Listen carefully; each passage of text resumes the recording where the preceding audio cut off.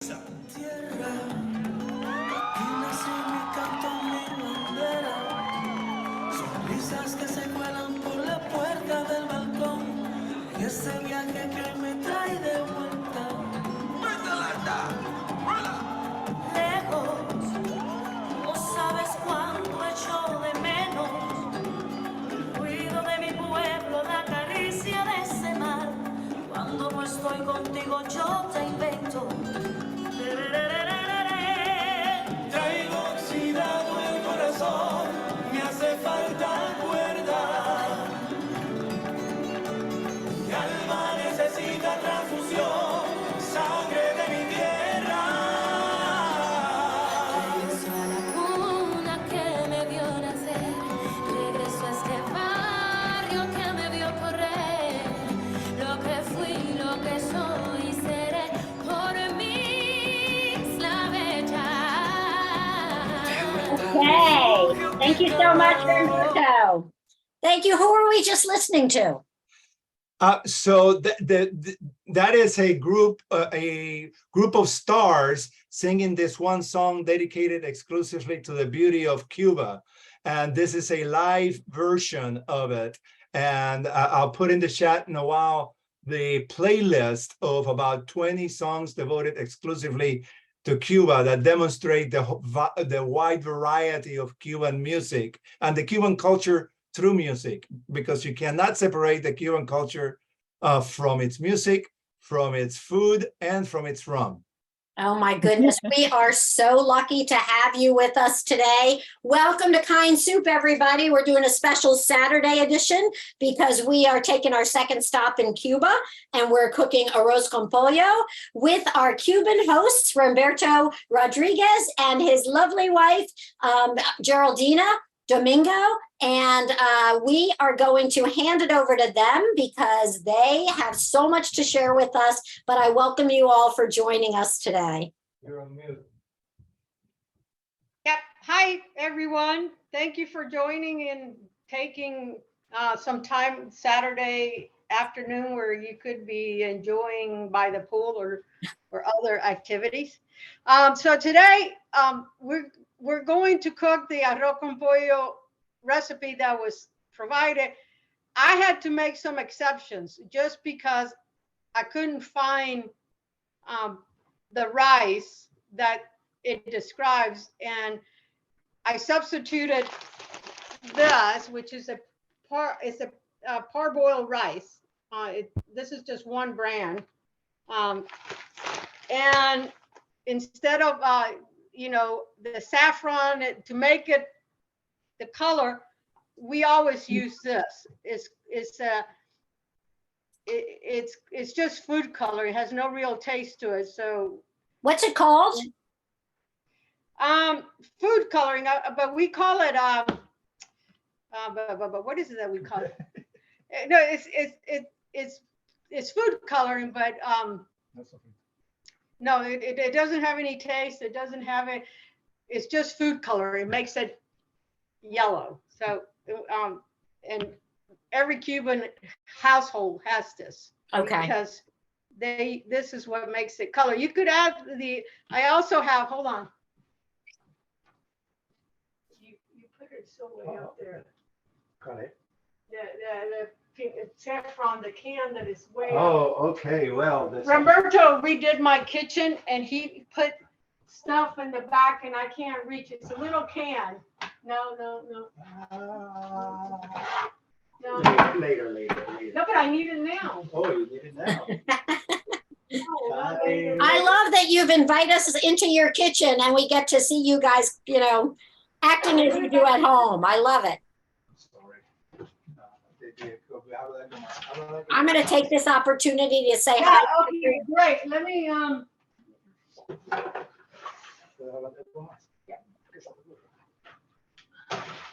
So anyway, I'm not going to use it, but you could use that, and I do have some, but I normally cook with this. Okay. And right now, I actually jumped the gun because I have a lot of chicken. Yeah. And it takes a while to do that cooking. Okay. So you've started. I did what it said in the original steps. So yeah. it's really now cooking in the pot, just the chicken. I said, you know, we're in step one. Yeah, okay, sounds good. Oh, So I what, found it. I No. found it. I found it. Oh No, no, you that's didn't. Old Bay. No.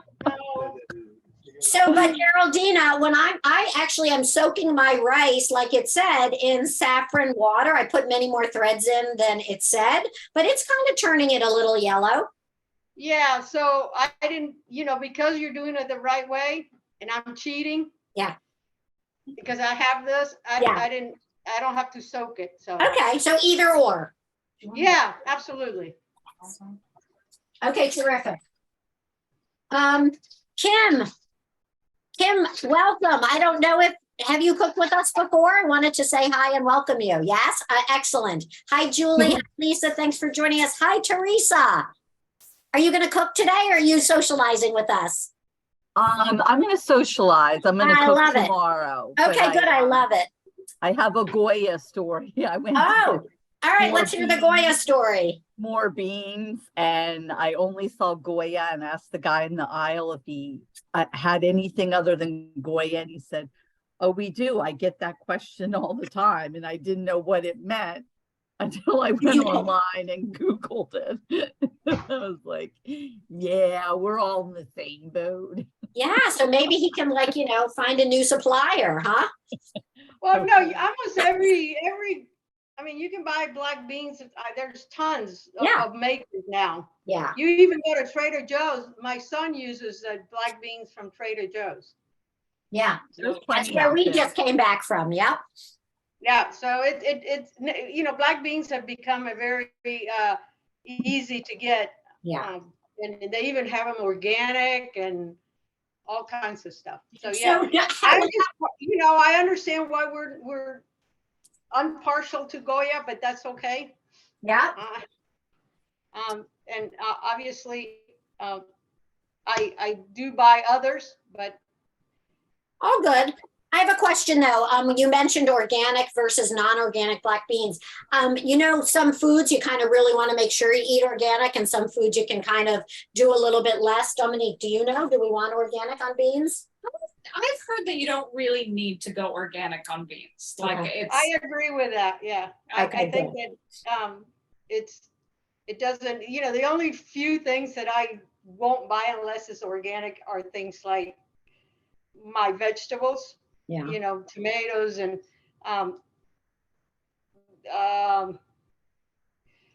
there's a few other milk. Oh, milk, absolutely. Milk is, you know, it's not even, and we use half and half for our coffee. So Yeah. those are the ones I do want. But you know, at Trader Joe's is really, they're Yeah. big into it, and the prices are not any different almost than Yeah. regular. So, you know, it's your preference. I will tell you that the chicken I got is not the fancy chicken that's organic and all that, just because of the quantities I bought. Yeah, totally understand. All right, well, we're all going to start sauteing our chicken now, right? Yes, Okay. I have, let me show you. So you've seen this pan before. Can you see it? Well, I don't know. It doesn't. Ah, Yeah. now we can see. Wow. Beautiful. That's a lot of chicken. Yeah, so Yeah. that's why I started a little bit earlier, because Mhm. I wanted to make sure that it sauteed. Yep. So it's all good. So we're not cooking the onions while we cook the chicken, right? And put that back. Okay. That can right on the This top. can. Little, no, and you're This right. one. Yes. Yeah, we found it. Now we found it. All right. Oh, this is actually also can be used. This is Spanish smoked paprika. Oh, okay. Oh, It also gives it the orange color to when it. do you put that in? Well, I will put it in, since I didn't soak. I put it in when all the water, the broth and all that gets added. Okay. I'll add my yellow coloring. Okay, that's when you'll add the Spanish paprika. Yeah, exactly. Okay, we got it. We were surprised we didn't see oregano in this recipe. Do you put in yours? No, Okay. no. Do you have a comment about that or just no, you don't use it? I mean, I do, but not in chicken and rice. Cumin is the one that you want to make sure you have. In what? Cumin. Oh, cumin. It's on the Yep. cumin. Okay, great. Thank you.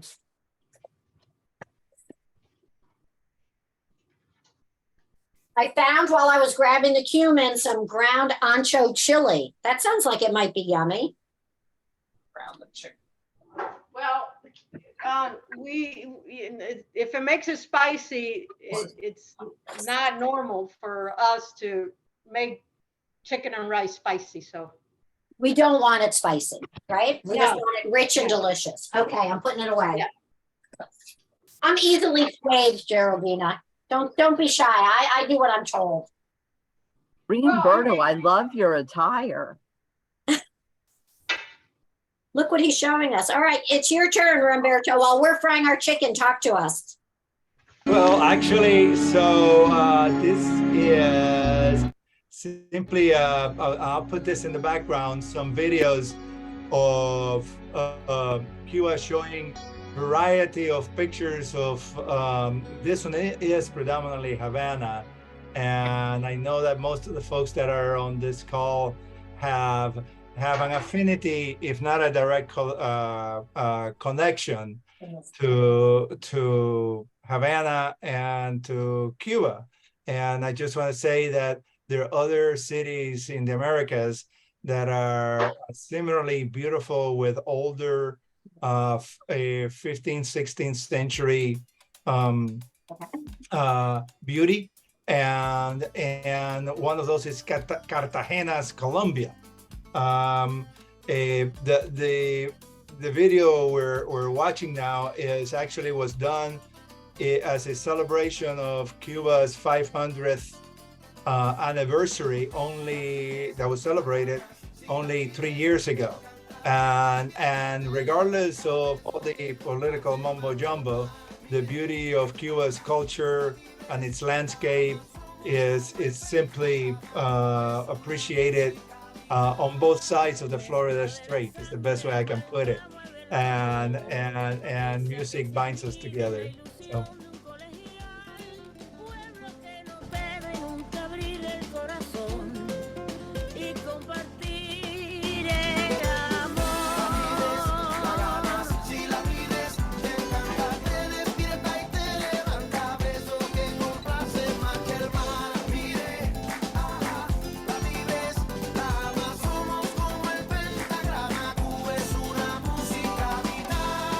Yo que he visto tanto puedo hablar con propiedad. Entone la historia. Nunca un temporal pudo apagar. And I'll say that the senior lady that you see in this video, actually, there was a documentary of her. She's 93 years old, still performing.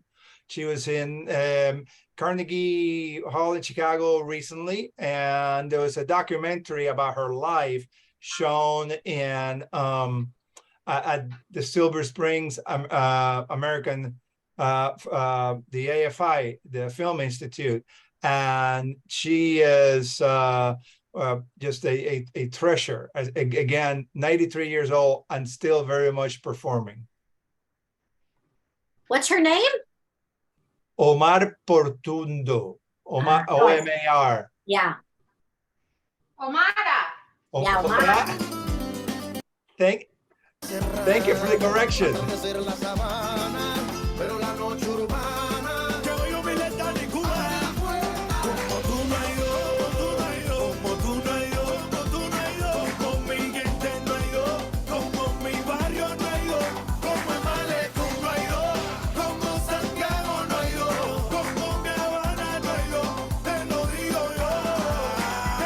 And this song also highlights that Cuba is not just Havana. There is Santiago de Cuba to the east of Cienfuegos, Camagüey, and other cities. And the one that's most historical, actually older than Havana, is called Trinidad, which is actually another World Heritage Site.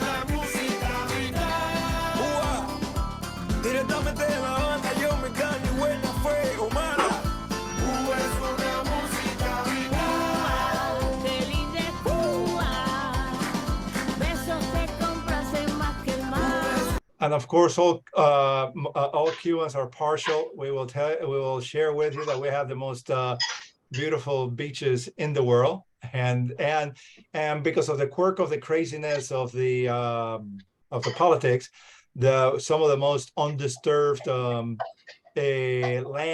sea for snorkeling and diving. And the video you're seeing now in the background is actually done by a Dutch DJ. And it captures the vibrancy of Cuba in a way that few other videos that I've seen do.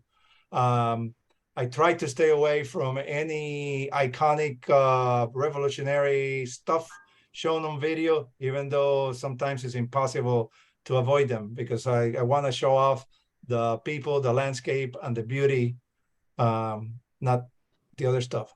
The city of Havana has gone through a major renovation, a preservation effort, and the Capitol, which is actually a couple of feet taller than the U.S. Capitol, and mimics the U.S. Capitol to a point, though it's substantially different in the inside. It has just been preserved with one of the most beautiful preservation efforts in the Americas, certainly. And it's just highlights how architecture transcends cultures and difficulties.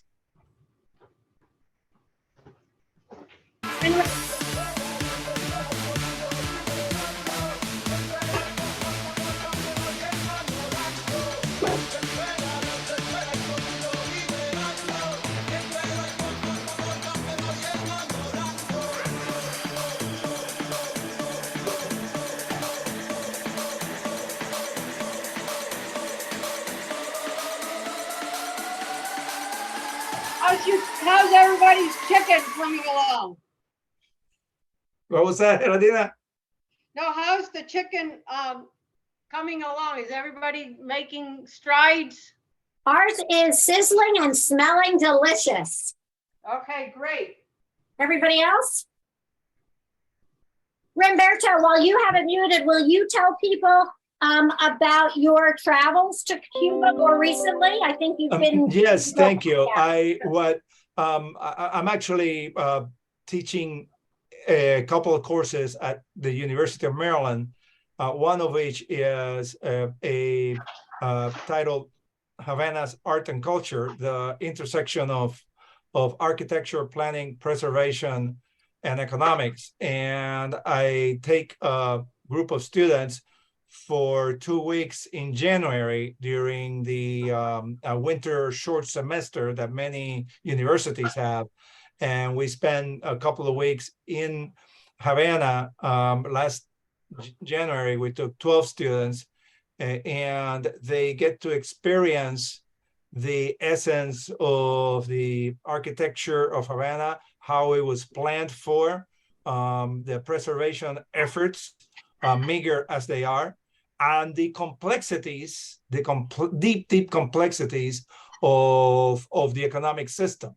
And we don't shy away from the economic challenges being faced in Cuba, and don't shy away from also visiting the many entrepreneurs that are increasingly having small restaurants, small bars, but still it's tiny steps towards a system or economic system that allows more free flow of services, goods, and pricing. So we do that course. I also have been to Cuba quite a few times since Obama hit the sweet spot for Geraldina and I and our family, and I had not been back. Neither of us had been back nearly 50 years after since we had left in the mid to late 60s, and we went back, and we've been back quite a few times, and I look forward to again, given the increasing complexities of the relationship of the two countries, to go back and hang out. Actually, I got my haircut. The video is showing somebody getting a haircut. I got my next to last haircut in January in Havana, and just a celebration of the people of Cuba there and here and everywhere. Because, for example, I just learned July 7th, the Smithsonian Folk Life Festival here in DC in the mall. The group that's going to close the July 7th event is a Cuban group from California. If I'm asked the name, I'm just blanking out. It's a group that's very well known in the West Coast of Cuban music, very similar to what you're seeing now, Afro-centric Cuban music, and they're going to close out the festival there on the mall Friday, July 7th. So hopefully you guys and others will be excited to go, and if you do, we'll see you there. Reemberto, I have a question. Is your name on a special list with the Cuban government? No. All of that is that. No, absolutely not. Not any more than anybody from German heritage may be in Germany, or from Thailand in Thailand. No. There's a lot of mythology about a lot of that stuff. So actually, we're going to the Holy Land in a couple of weeks, and we're needless to say, going with our eyes wide open, and given everything that's going on there. So we separate the politics from the people. Okay.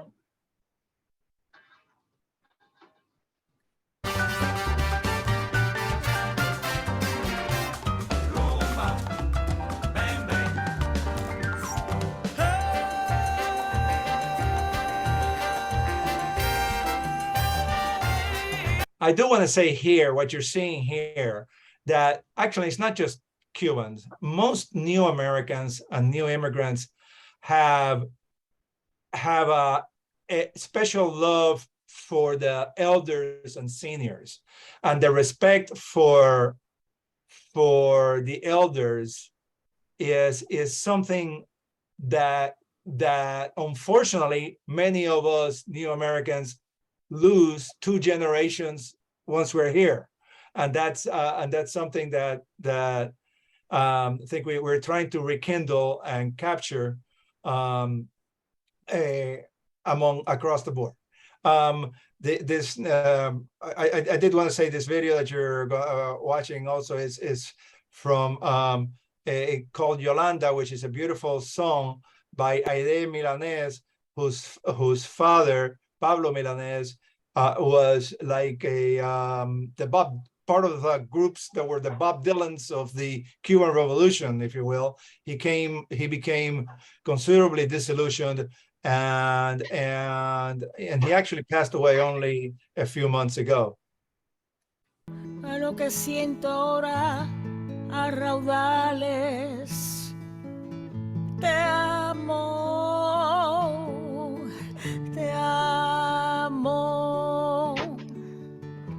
eternamente. I like to say that sometimes Cuban videos are somewhat similar to, actually, if we grew up in the South, so we love country music. So some of the heartfelt country music videos are really pick up on the same theme of family, friends, and are not as, bluntly speaking, sexualized as other videos, modern pop videos. So anyway, I'm gonna use this opportunity to walk over to the kitchen, let you guys talk about more chicken, and maybe at the next break, what I'll do, Deb, is I'll mix a rum and coke for everybody. So I'm picking out my chicken and putting it aside, and soon we'll be sauteing all the onions, peppers, and I pre-cut. I had them pre-cut, so they're ready to go. They're cooking and they're delicious smelling. Hold on, he's So just Rescued it. also, while we have a minute here, I did want to actually, I'm gonna go back and stop sharing so you can see it. Oh, I better. just stopped it. You're good. Oh, Reemberto, I stopped it for you. oh, thank you. You're welcome. So this is my ode to friendship, if you will. And I just the two Cuban rums. This one was actually born in Cuba in 1862, Bacardi, and the Bacardi family reestablished itself after their land was and all their properties were completely and totally taken over by the government in 1960. They reestablished themselves in Puerto Rico, and if you ever go to Puerto Rico, they have a beautiful rum factory where you can overlooks the bay. Beautiful. Puerto Rico and San Juan is another beautiful city with a old school Spanish fort. But Bacardi is over there now, rooted in Cuba, now growing in Puerto Rico and the U.S. and the world. And then Havana Club, the current Cuban rum made in Santiago de Cuba, but there's also a couple of other Cuban rum that I want to mention in case you ever do go to Cuba. It's not just Havana Club, because a lot of Havana Club is overpriced.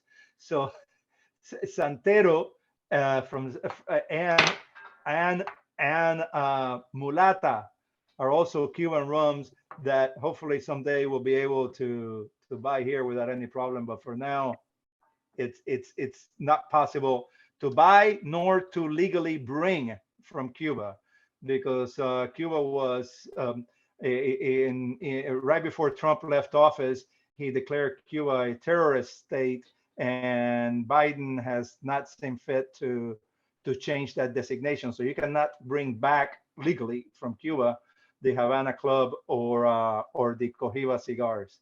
So, well, I'm gonna be mixing myself a little rum and coke. There is a mojito, amazing mojito recipe in the back of the glass, but that would be too complicated. I don't wanna compete with the arroz con pollo. So how's that going, Geraldina? well, yeah, it's going great. I'm just about to take all the chicken out, and it's gonna make a lot of noise. And start sauteing the onion and garlic and things like that. No, just thinking about the light. Oh,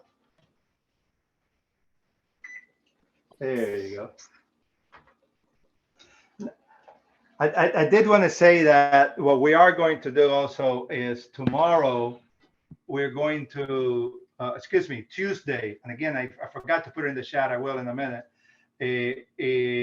Tuesday, we will, the good folks at the Silver Spring Urban District have offered to be open for us to receive us 1 to 4.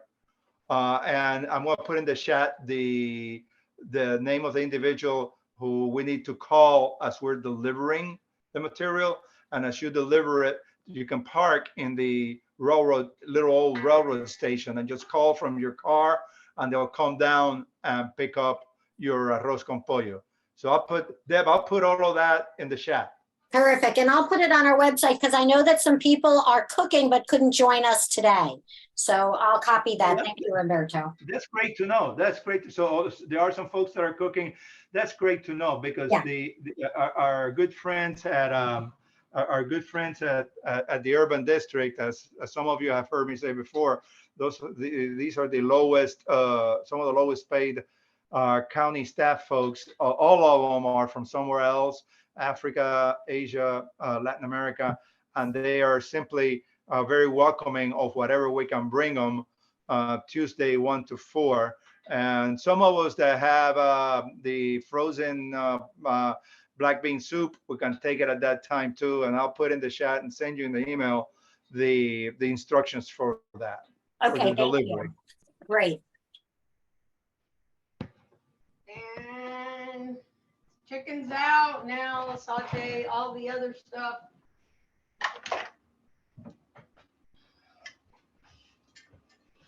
Add some oil. You can never have enough olive oil. I think Geraldina would drink the olive oil if it was. I would. What's that you just put in? The garlic, onions, and green peppers are being sauteed right now. And all of that was grown in our garden in the backyard. No, Not really. not at all. But now we're gonna saute it.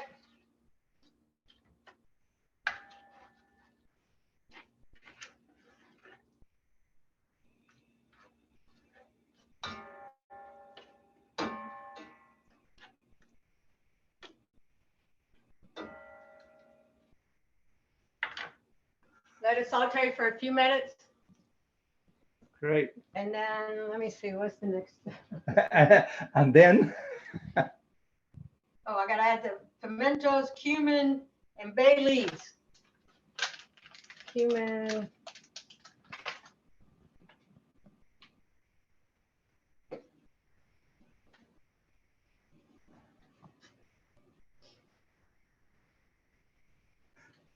and Teresa, how's yours going?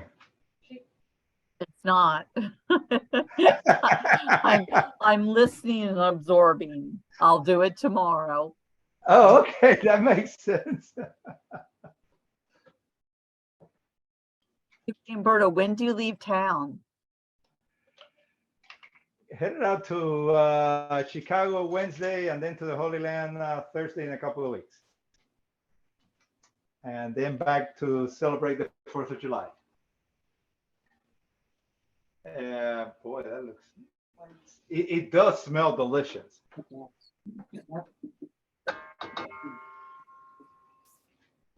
And then next, it comes the cumin, the bay leaves. And I don't need, I use tomato sauce and not the tomato sauce. Oh, okay. I'm gonna ask her to show us hers. Geraldina, when you get your tomatoes in, can we see how tomatoey yours looks? Because we're arguing between 1 can and 2 over here. Actually, I will let you know because I have a big can and I don't know. Yeah. I don't know if we need that much. That's what we want to see. We want to see how you do it. Yeah. So yeah, I'll let you know in a minute. What kind? Oh, no, sorry, that's square. Who's your sous chef, Dad?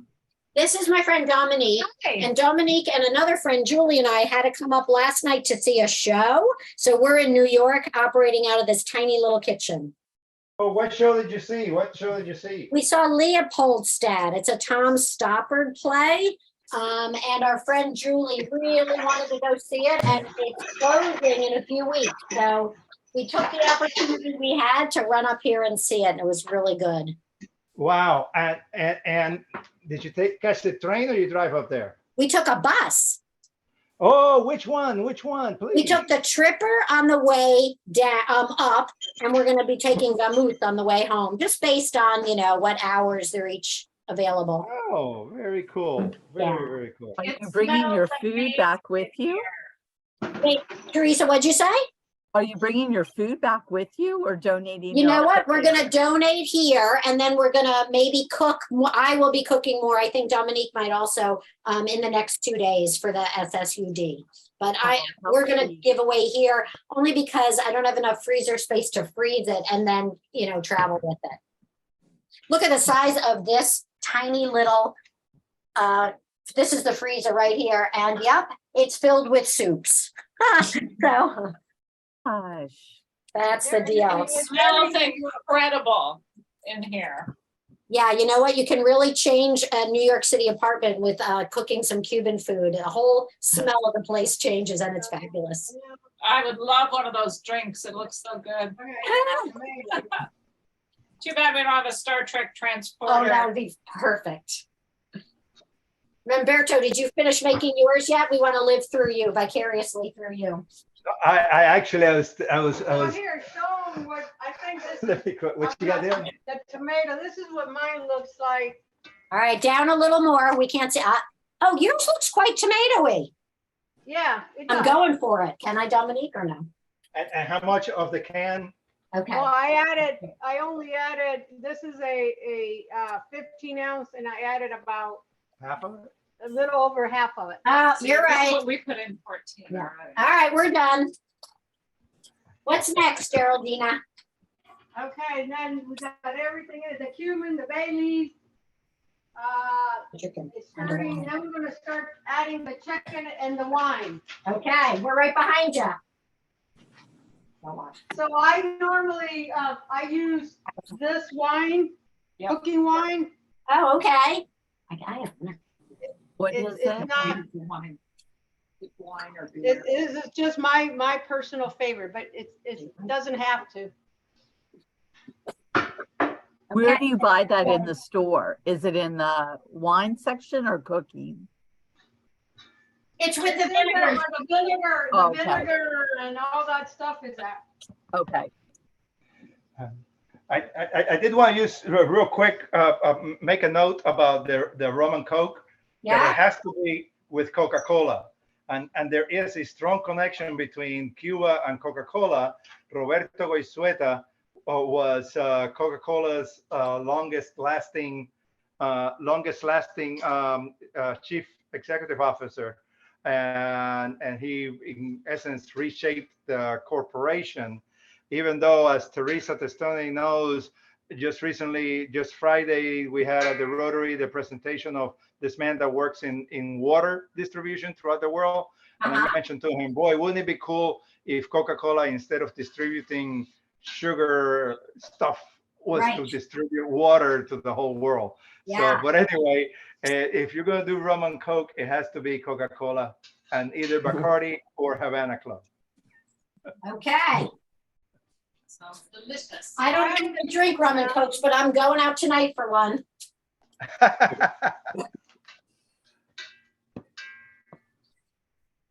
All right, we've got our chicken and our wine in there. And now we're going to add the stock and bring it to a boil. Yeah. I had a question about the ratio of the rice and the liquid. Because it depends on the rice you use. So I'm use parboiled rice, and I use 2 cups of liquid to 1 cup of rice. So if you're using 3 cups, there'd be 6. And it's a very forgiving rice. We at KindSoup love forgiving recipes. I made this a few days ago Uh-huh. and it came out good. I didn't have this type of rice. I had just this other white rice from a different recipe. We've got a really big bag. Yeah. It's just like a longer grain. I mean, I figured it's fine. It didn't really matter, but I did 3 cups of rice, and then on here it was 10 cups of stock. So I think maybe the ratio wasn't exactly, it came out a little bit Soupy? soupy. Like, I mean, it was fine. It tasted fine, but it was maybe more like risotto, or, it wasn't like fluffy rice. Okay. Yeah, because it does matter what kind of rice you use to the, like I said, the parboil is 2 cups for every cup. Right. And usually right. the other types of rice, just a regular white, or if you use any basmati or jasmine rice, it's almost a 1-to-1 kind of ratio.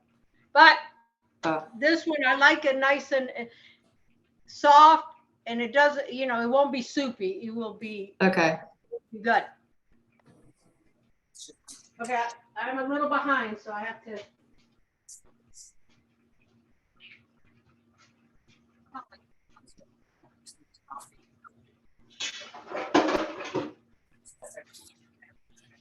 I'm adding the wine now.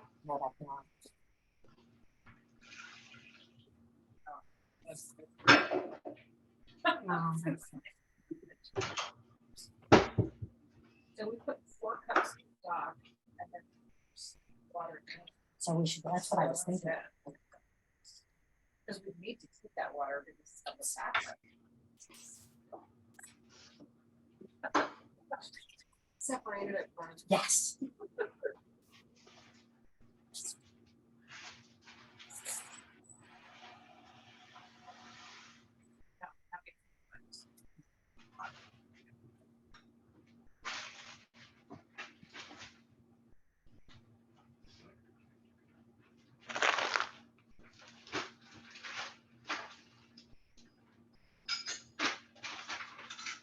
Oh,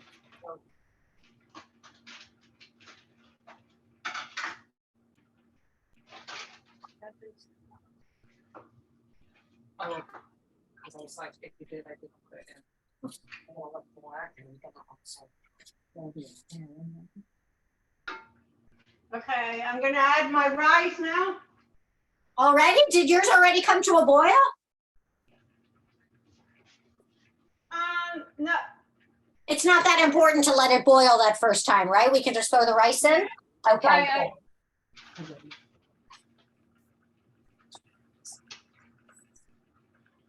Because we don't. Here, once you cook it. okay, okay, you're right. I'll reform and do it right. Okay.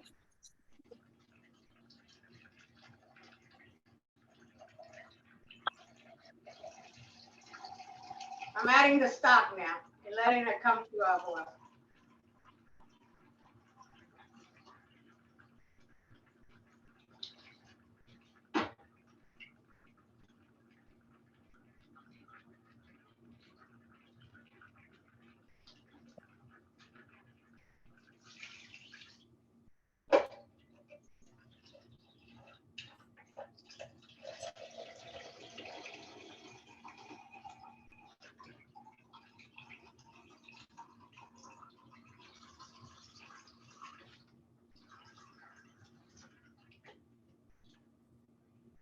Yeah, we'll wait until it boils.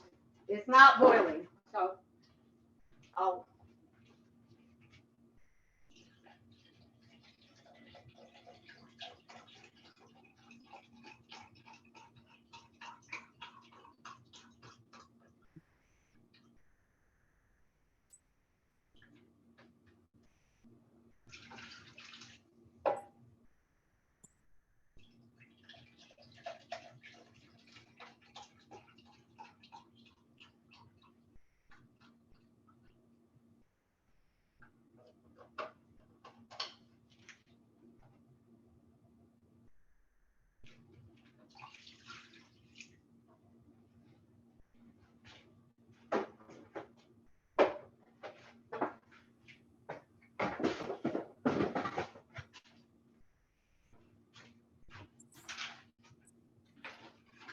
So.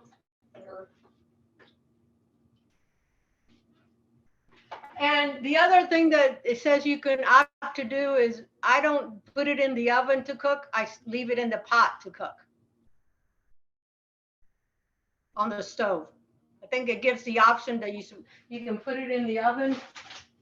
So what do we need to know if we're going to cook it on the stove? How does it cook differently, Geraldina?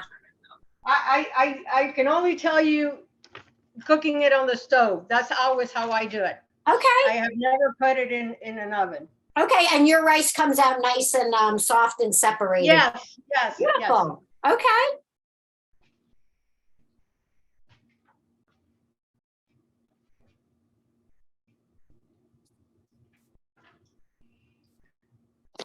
All right, Reemberto, you ready for some more music or what's happening? I'll be happy to. Hang on. Okay. All right? Yeah. We're all at a saute simmer place now. Sorry. Can I make a request? Do you have Chan from Buena Vista Social Club? Chan from Buena Vista Social Club. I will seek it while we listen to this one, okay? Okay. He's a This is good. DJ of our This is dreams. Excellent. Excellent. Let's see. Hang on. Ya el hombre que se acerca le dice, dale, dale, dale por allá. Vamos a cantarlo, todo el mundo dice, dale. You know, at this point, you should taste to see if the salt, if you like salty or less salty, then you can do that. Add more if you want to more. Cuiro. Ya la oye no.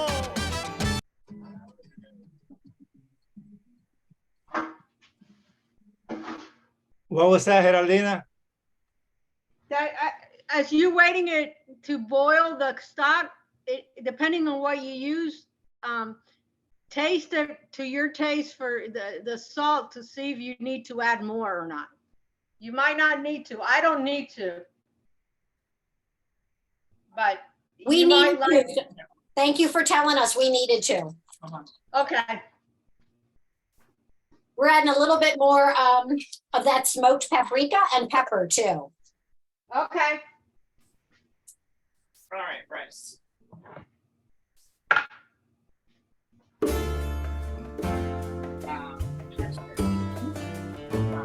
And of course, I assume everybody has seen this movie. And if you haven't, run, don't walk.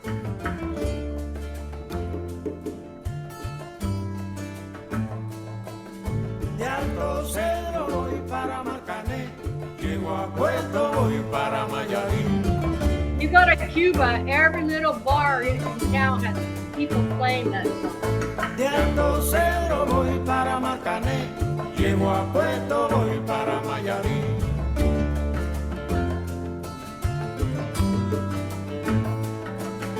De Alto Cedro voy para Marcané, llego a Puerto voy para Mayarín.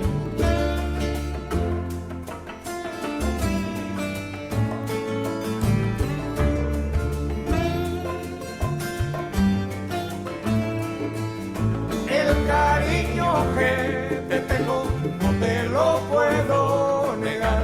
Se me sale la babita, yo no lo puedo evitar.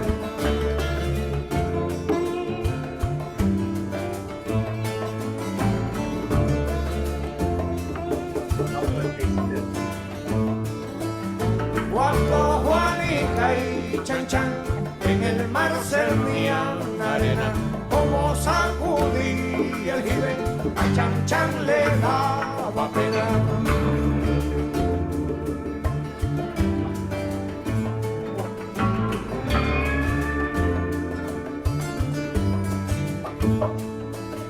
Limpia el camino de paz, que yo me quiero sentar en aquel tronco que veo y así no puedo llegar.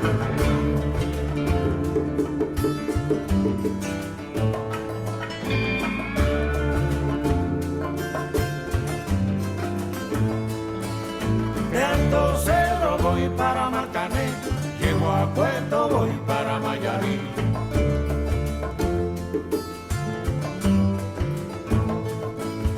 De Alto Cedro voy para Marcané, llego a Puerto voy para Mayarín.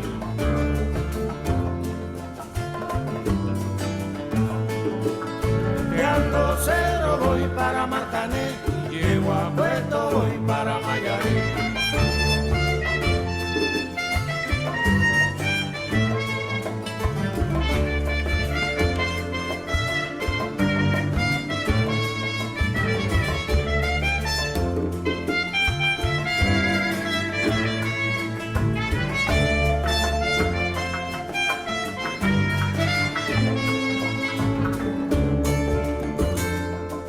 Okay, so mine is boiling. I'm going to add the rice and lower the heat and let the rice cook. It's gonna be a while because I have a huge pot. So, and I don't do the oven, so I'm gonna not take it into the oven at all. I'm gonna take my pot, I'm gonna add the rice, I'm gonna lower the heat, and I will check on it every 20 minutes or so to make sure that I don't the rice is doing okay. And then once I feel like the rice is cooked,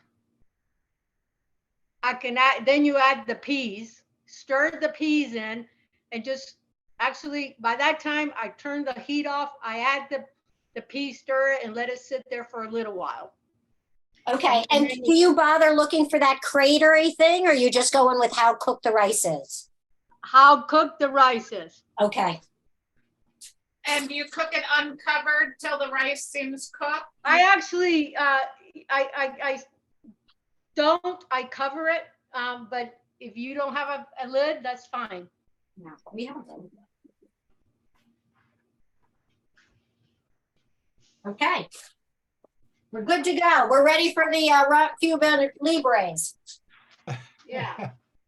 And I just I am trying. This is the official taste test of the rum, Cuban rum, and Bacardi rum. See, I must say it's looking like it's a tie. You're a diplomat. I did want to share with you this beautiful picture of these are my students in El Malecón. Wow. And they had a blast. And I don't know if when I change pictures, you see them changed. Oh, look. This is the young lady in the middle is the entrepreneur that opened up this bar on the top floor of the Malecón. And our students, actually one of the, we called attention in Cuba because it was by far the most diverse group of people that you'd see walking around Cuba. I mean, there'll be a African-American group, there'll be a white people group, but very seldom would you see as a diverse group as our students from the University of Maryland. And we felt extremely proud of that. I mean, the students really understood the dynamics of what was going on. So do you always take students traveling, or do you do adult travel groups as well? Actually, no, the short answer is yes. And my dream is to travel to Cuba on a journey with people from Silver Spring that are interested in authentically connecting with people. And those of us that are authentically looking to connect with people, but not from Silver Spring.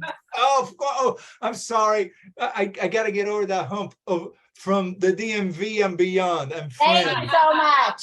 From the DMV, beyond, and friends. And indeed, I took a group of chess players to play chess in Cuba a few years ago, and they literally. These young people had a blast. We went to various cities, and they really connected because there's nothing like sports. A good friend of mine takes baseball teams, and it's nothing like sports and music and friendship to connect. So we are working. Actually, the Rotary, Teresa's on this. The Rotary folks are wanting to potentially go, and so it is. I also wanted to just. No, I'm going to interrupt you a second. Mine is covered, and we'll just now have to wait. And I'm not sure how long it's going to take. It's 5 o'clock, so if you need to. Yeah, no, we're good. We have everyone till 5:30 today, and if we have to, we'd be honored to hang out with you longer if we have to. Okay. I did want to highlight, because Cuba is not a museum. Cuba, and it really scares me off personally. People think of Cuba as a nostalgic mythology from the past, and it's very much alive and vibrant, and people yearning to have a life that they basically can't have. And it's really the art, the modern art in Cuba is also alive and well. And these are, this is actually one of the best graffitis I've ever seen. It's like and it's part of in the neighborhood where protests erupted back a couple of years ago, in July 11th, and the Cuban people speak through their art and through their humor also, and nothing is beyond humor. And this piece is hanging in Havana's Contemporary Art Museum.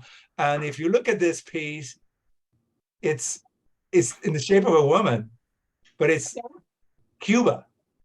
That's the shape of the island? That's the shape of the island. Amazing. It's like it's art at its best. Art that and this was one little jazz club that we ran across. Dr. Garrett Knapp, the economist from the University of Maryland, and I went, and this just really captures what's going on in Cuba beyond all the stuff that you may hear in the headlines. This picture is taken from the bathroom of the jazz club. You know, the bathroom overlooks the stage. But then the reality is also deep and ingrained. I mean, you have these attempts at farmers market that are it's sad, the lack of options and the lack of food. Yes, you do see these type of things, but still, this kind of picture tends for us to romanticize necessity or poverty, and that's so that bothers me about Cuba, because you can't go to Cuba and not notice the dire straits that economically it's facing.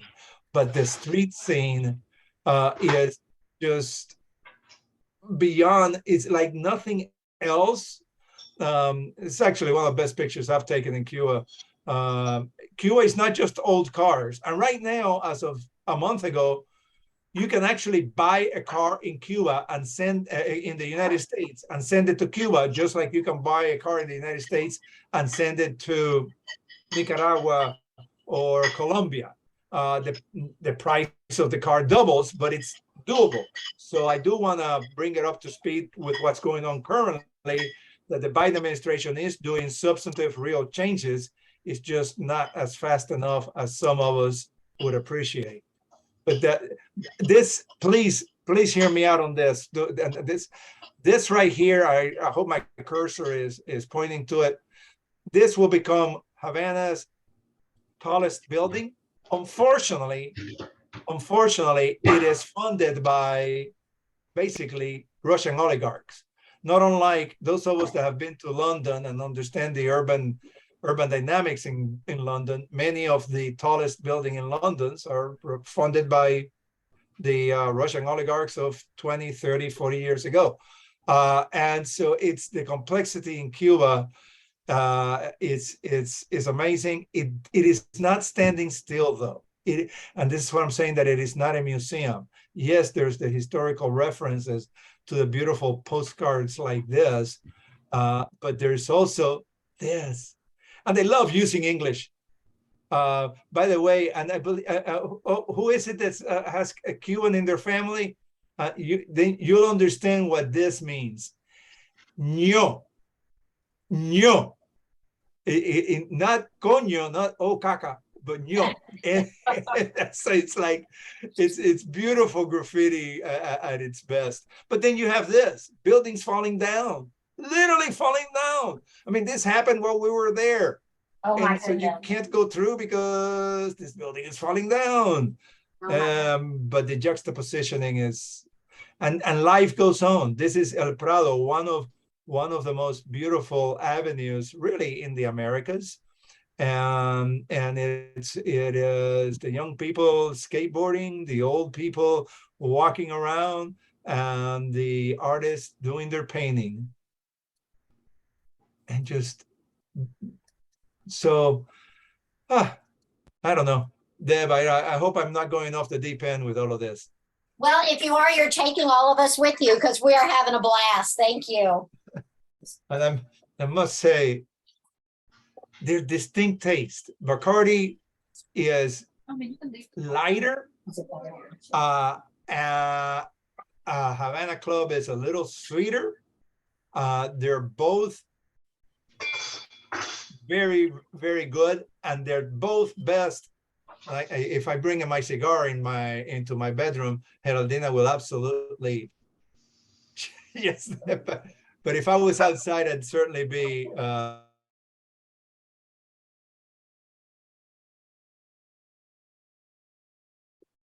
I think you froze, Reemberto.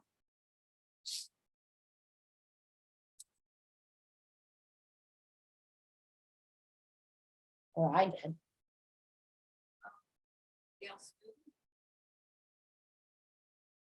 Maybe we froze. I wonder what's happening to our people standing in line for gasolines. It's like so. So I want to answer the question in that context. The cars also, it's not just American cars that have been around that have been around since the 1950s. There are newer cars coming from China, from Russia, and from other parts of the world. And so what the Cubans have done is they've created these cars that are affectionately called Frankensteins, because their engine might be from a Russian small car put into a 1957 Chevy. And so it's, who is it? Frank Zappa that says that that necessity is the invention. You guys probably know the mother of invention. Necessity is the mother of invention. Yeah. That's but the thing about cars is, in the last 7 years that I've been going every year, it's not unlike the internet. It's been a drastic change. I mean, the number of newer cars in Cuba over the last 6-7 years is very noticeable, as so is the first time we went in December of 2015. Internet was just beginning. They had just gotten it 3 months ago. Now I'll talk to my University of Havana professors on WhatsApp without any problem whatsoever. Good. So I hope that answers the question about cars. It does. It's something I've wondered about for a long time. It's interesting to me that they're bringing in new cars, since you're talking about the poverty. Who's got the money that's bringing in the new cars? I mean, it's obviously not equitably divided. That is the poverty issue and equity in Cuba. It's real simple to understand. The people in power are the equivalent of the oligarchs. So put that to one side. And then the people at the bottom of the socioeconomic ladder are very much the very same people that the Cuban Revolution supposedly intended to help, which are the Afro-Cubans. And why do I say that? Because most everyone else have family in the United States. And so the bulk of the Cuban economy at the ground level is driven by remittances. Not unlike, we live here in Silver Spring among Salvadorian. Both of my neighbors are Salvadorian, and they share with me all the fine details of what's going on in El Salvador. And so El Salvador's economy is in a big way supported by the remittances from the US. In Cuba, the same way. And Biden has helped a lot in the last 18 months by breaking through the limits on remittances and allowing and reopening what is the Western Union? Western Union. You can actually send money to Cuba that way. But interestingly enough, what's happened, a byproduct of all of this, is that the Afro-Cubans that have there are very few Afro-Cubans in exile. And they're like in dire straits because they don't have people outside the country, family outside the country that can send money. So it's really a warped situation. Thank you. You should tell them about the monetary, the Oh my gosh. And then a few years ago, and I don't, if I get too wonky on my economics stuff, stop me. But a few years ago, about a couple of decades ago, Cuba thought, actually, and other countries do this, a few other countries do this as well, that to make sure that the government made money, they introduced a second currency, which was local exclusively only to Cuba, that was useless outside of Cuba. And this created basically economic apartheid. You could use certain money, but only in Cuba. So you had a two currency system.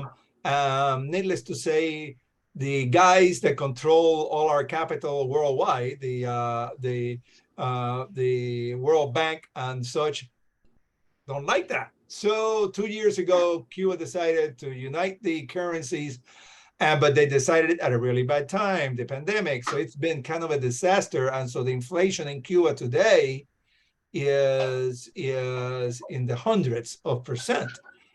Which makes it even that much more challenging. So now there's a third currency floating around, which is, of course, the American dollar, which is stable, right? So that's not underground, but certainly an additional currency. And now they've introduced a fourth currency, which is a plastic ATM type card to use only in government stores. So it is. Has anyone on this call been to Vietnam? No. If I just talked to a friend that just came back from Vietnam, which is very much as one central government system, but has developed a market system along the way as well. And Cuba hasn't been able to do that. So the economics in Cuba still leave many people wanting to emigrate. Not as much as Venezuela, where a quarter of Venezuelans' population has emigrated over the last 10 years. Cuba, over the last 2 years, 250,000 Cubans emigrated out of a population of 11 million. So it's a complicated situation.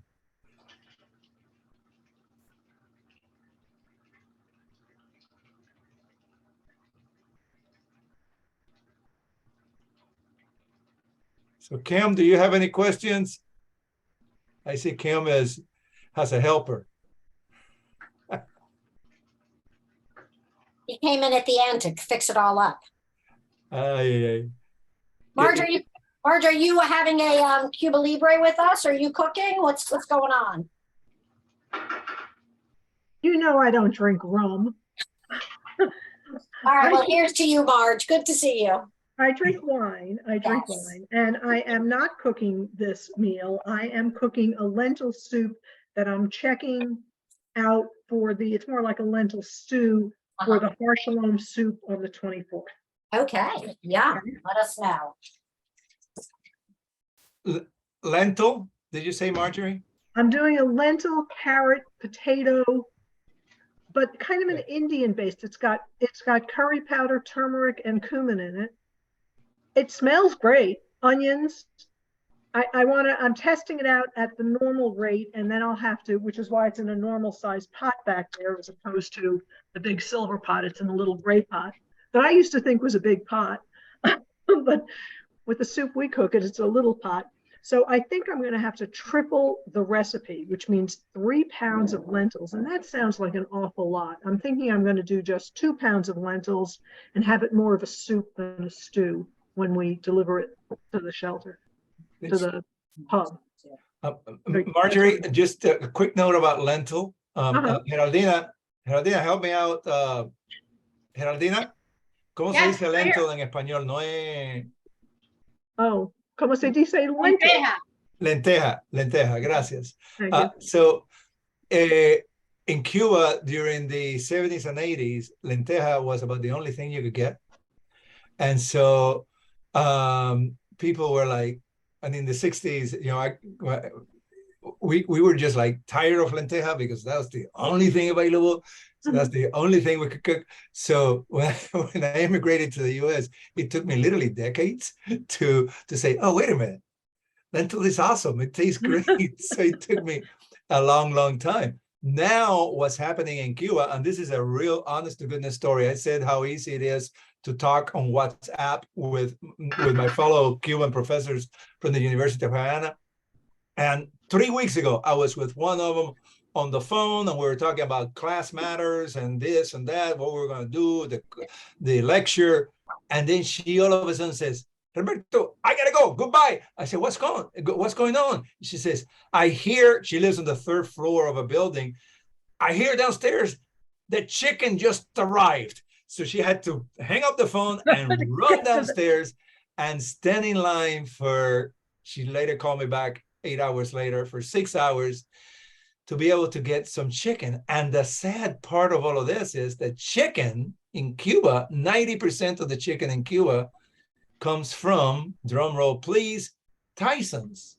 Tyson's was able to get an exemption from the embargo to under humanitarian needs and this has been going on like for 20 years, to sell chicken to the Cuban government. So, but lentil, I finally got around to liking lentils again, but it took me 30 years. So I'd love to taste your soup. We'll see how it tastes. We've never made this recipe before, but yeah, there were several. Do you start with the dried beans? I did not. No, these are lentils. These are not dried. I mean, they're the dried lentils. They're not, but they're Well, so. they're not beans, but they're dry. You don't. Yeah. Okay. Yeah, they're dry. Yeah, it's a pound of lentils to 2 carrots to 2 potatoes, 1 onion, and then a teaspoon really of all the spices. And it asked for collard greens, and I decided I was going to use kale instead. Kale to me is a better taste than a collard green, which tend to be boring to me. Well, I agree. I don't like collard green. I like kale. Yeah, so I'm using kale. And I suppose spinach would work too, although, and this surprised me, I read the recipe twice just because I couldn't believe it. The kale actually went in. I'm also simmering for 45 minutes, and the kale went in with all the vegetables. Now, I mean, the onions went in first. The onions and the ginger, there's ginger in there, went in first. And then everything else, the garlic and the spices and everything went in, including the kale. And I thought, so I put in some of the kale, and I'm doing it in 15-minute intervals. And the last interval, I'll throw in the last batch, a bunch of kale, because it seems to me kale will get really boring and mushy if you cook it for 45 minutes, but we'll see. I'll let you know after it's done. It's still got another 25 minutes to simmer. So. Actually, but you simmer the kale? I mean, when I use kale, we take a pan, I take it in a pan and saute it. And it's not soggy. You get it soft, but then you can also, depending how long you cook it, a nice crispy thing to it. Yeah, I mean, people fry kale and make kale chips out of them, but I think, and Deb can correct me if I'm wrong, I think in every soup we've cooked, the kale and the spinach, everything has gone into the soup. We've never cooked the kale, the greens separately. Right? We haven't, but now I'm so curious about it. Should we do that? Maybe. What are some other iconic Cuban dishes we should know about? Although my Cuban cousin loves to grill meat. Okay, so I say this with some hesitation. I say it in the context of the following. And Deb, I might have shared this with you. A few years ago, I was asked to share in Silver Spring the different traditions of Cuban food. And they sat me down. There was like 10 of us from Ethiopia, from Hungary. And so there was a rabbi, and an imam sitting right next to me. So they asked me to go first. So some of you know where I'm going with this. And so I said, well, if you're asking a Cuban about our tradition, actually, but we're going right after this. We got to hurry up because we got to go over to one of these. It's a roasted pork. Pork in a and we just 2 weekends ago did a major roasted pork. We've done every year. We do 2 or 3 or 4, celebrating everything from my grandson's graduation to just general friends coming over. So you roast the pork, and then Geraldina has just magically done all the sides, the rice and beans, the yuca. I love yuca. Oh my gosh, the plantains, Plátanos. and then the dessert is flan, and we have a humble backyard where we roasted in this box called cajachina, and we get the whole pig from the good folks at Eastern Market. Usually anywhere from 35 to 50-pound pig, and we roast it for very slow. We marinated the night before, injecting it with mojo, garlic and naranja agria and all that stuff the night before. We let it sit in our bathtub, and then the next morning we put it inside. No, we have a cooler. We don't put the pig in the bathtub. We've become too Americanized.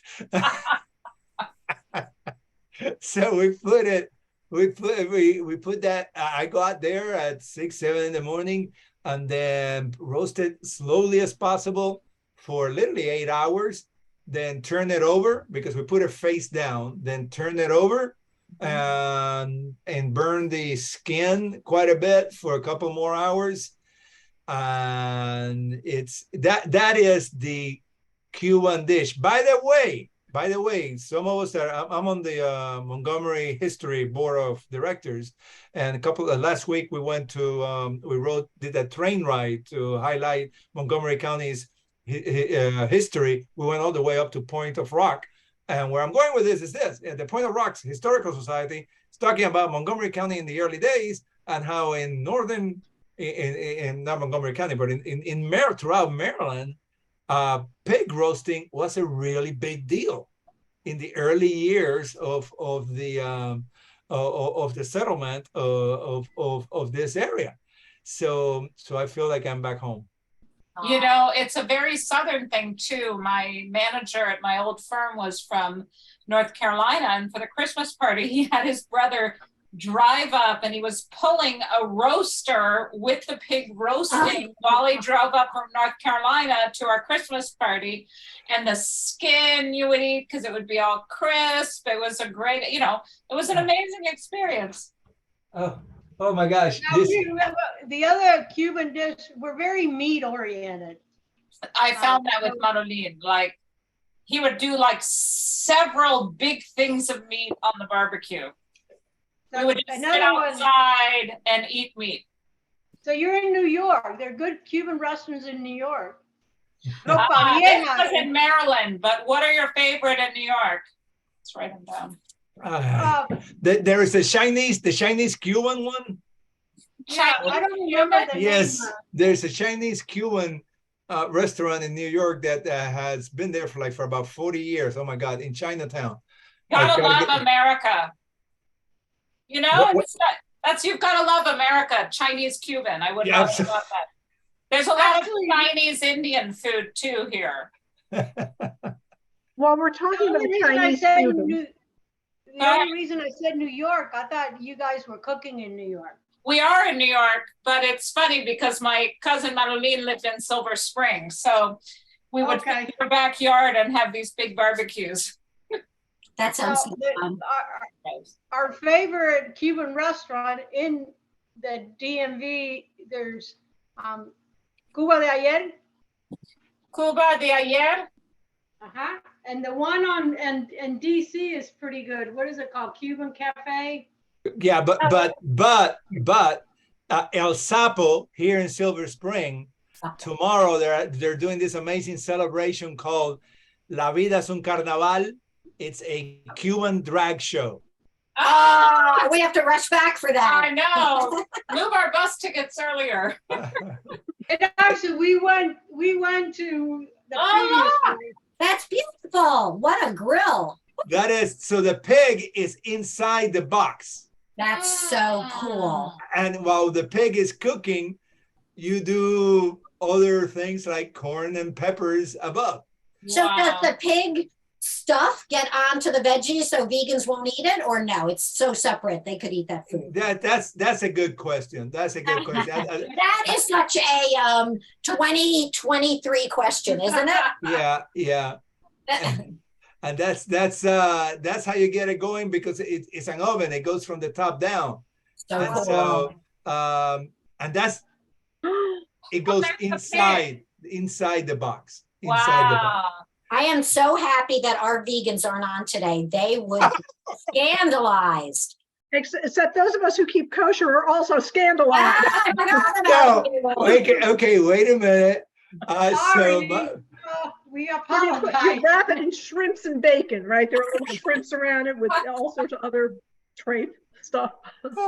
I tell you, I'm like, every time I show this, I have to precede it with a story about me sitting next to a rabbi, I'm an imam, and talking about doing this. Pig. And I think it's all in the, I do have a serious Chinese Cuban art question. How do you like that? yeah.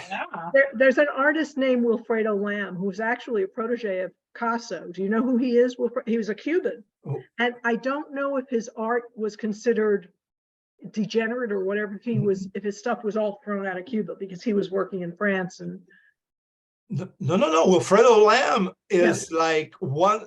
I showed a couple of pictures from the Cuba Museum. Right. He has a whole section. Oh, good. Wilfredo Lam he is, of course I'm biased because I'm Cuban, but he did Picasso better.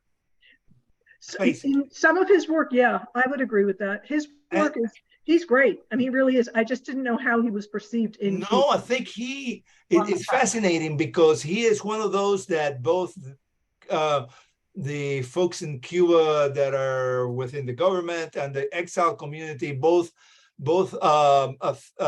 just embrace him, and so but his art is, again, my roots are in Spain, so I don't want to do Spain, but Wilfredo Lam took Picasso to the next level. Is the best way to understand his art, and and I think, if I'm not mistaken, that they met in New York. There is some of his work, because the connection between Cuba and New York is substantial indeed. Coming into Central City Park from the southern part, there is this big statue of Jose Marti, Cuban's patriot, riding a horse, and so it's impossible to discuss Cuba without discussing its total embeddedness with the American culture. And throughout history and to this day, during the Civil War, both the South and the North wanted Cuba to become part of them, and then in 1898, in what America calls, the U.S. calls the Spanish-American War, and we call the Cuban Independence War. It was, and ever since then, it's always been an amazingly intricate relationship. So Wilfredo Lam, oh my God! Are there other? It's hard to say artists of that caliber, because that's a pretty high caliber. Are there other Cuban artists that we may not have heard of? I am not an expert in that area. I promise you, Marjorie, I will look into it and see. There's some architects that have totally made a name for themselves. There are some scientists, but Cuban artists that have, and there are authors as well, that have had worldwide impact. But in the world of visual art, I think Wilfredo Lam is in a class by himself. Rita Longo, I showed her statue a little while ago. Rita Longo in the sculpture world is well known. And of course, in the dance world, the Cuba's premier dancer, Geraldina, help me out. My gosh, I'm getting old, guys. Alicia Alonso. ¿Cómo es? Alicia Alonso. Alicia Alonso as the dancer par excellence of Cuba of the 20th century. And the young man that today, those of us that have a relationship or have friends in London, the London Ballet is actually until recently been headed by this young man, the last name Acosta, who is a Cuban of Alicia Alonso's disciples, if you will. So the Cuban art has permeated the world of but you've given me a challenge, Marjorie, in the visual art.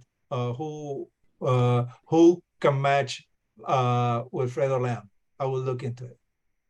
Yeah, I don't know that you're going to find a match, but let's get some close seconds there. He really is good. For people on the call who don't know who that is, he's worth looking up. He had what, a Chinese father and a Cuban mother? Something Yes. like that. Will you guys just put, Marge, what you just said, he's worth looking up, put that in the chat. We are sadly going to have to draw this time to a close, but ours is done, and I want to check in. Mine is almost finished, so you can look at Let's it. look. Yeah. Reemberto, help me here. Okay, wait. Let me. He's running over. He's already had a rum and coca. He can't run too fast, he'll fall down. Okay. All right. So here it is. Oh, that is beautiful, and it looks a lot like ours. There you go. Yeah, and I must tell you, it smells wonderful. Yeah, okay? we cannot wait. How about everybody else? Give me a thumbs up if you're feeling like you're ready to let go of us. Lisa's got 2 thumbs up. Julie, you cooked yesterday. Teresa, you're cooking tomorrow. Marge, you're cooking for the Har Shalom. I'm cooking the lentils. I'm cooking so my husband can have it on top of chicken that's left over. So Okay, excellent. And we lost a few people. So I can only, with the most heartfelt feeling, thank Geraldina and Reemberto for this hour and a half of this time together. It was fantastic. I have so much to look up. I've copied the chat. Whoever doesn't remember, take those 3 dots at the bottom of your chat and you can copy the chat. And I'm ready to join with my family the DMV trip. So Yes. I already texted them about it. Chess, music, my family does all of that. So We are all in. I hope you all join us. I need a And for passport. those of you, sorry, Marge? I need my passport. It expired during COVID, and it's All like, right, we'll work on it. I need to do it. I know I need to do it. All right, and for whoever wants to cook on Monday, we're making caldo verde. And I may see you on Tuesday at the drop-off in Silver Spring. Deb, thank you so much for the opportunity. Oh, God bless you. really, it was such an honor. Bye. Bye, all. Fascinating. Thank you. Thank you, guys. Have a good rest of your weekend.